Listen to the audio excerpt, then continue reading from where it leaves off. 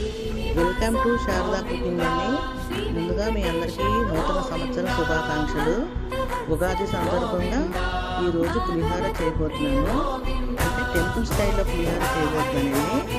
అది ఎలా ఉంటుందో చూసేద్దాం రండి. ముందుగా అన్నం ఉడకాలండి. ఉడికిన అన్నంలోనే కొంచెం పసుపు సాల్ట్ వేస్తే టేస్ట్ చాలా బాగుంటుందండి. అప్పుడే అన్నకి బాగా పడుతుంది.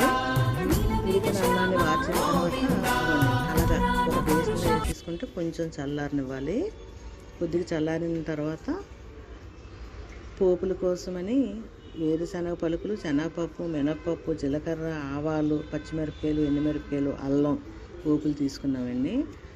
అదేవైతే అన్నం ఉందో బేస్లో వేసామో అందులో కొంచెం పచ్చి కరివేపాకు, నిమ్మకాయ పిండిసి ముందు ఉంచామనుకోండి, ఆ పులిహోరకి బాగా పట్టి మంచి టేస్ట్ వస్తుంది.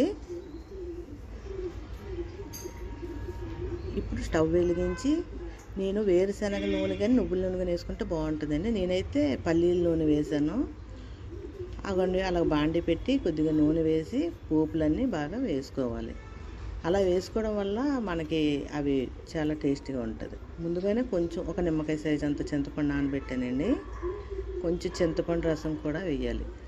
అలా చల్లారిందంటే అలా చూపించిన విధంగా ఆవపిండి కొద్దిగా అలా వేసుకోండి. సాల్ట్ కూడా వేసుకోవాలండి. అన్నంలో కొంచెం వేసాం కదా సరిపోదు. సాల్ట్ వేసుకొని ఈ వేగిన పోపుని అందులో బాగా కలిపియాలండి. మళ్ళీ అదే బాండీలోని చింతపండు రసాన్ని వేసి బాగా మరగనివ్వాలండి. అందులోనే చింతపండు రసం వేస్తే పప్పులన్నీ మెత్తగా అయిపోయి టేస్ట్ బాగోదండి. అలా కలిపాక సాల్ట్ కలిపి అలా కలిపేస్తే ఎంతో రుచిగా ఉంటుందండి. ఈ వీడియో కనుక మీకు నచ్చినట్లయితే లైక్ చేసి, షేర్ చేసి, సబ్స్క్రైబ్ చేయండి. చూసారా టెంపుల్లోనే ఎంత టేస్ట్ ఉంటుందో అలా ఉంటుంది. థ్యాంక్ యూ అండి. Thank you.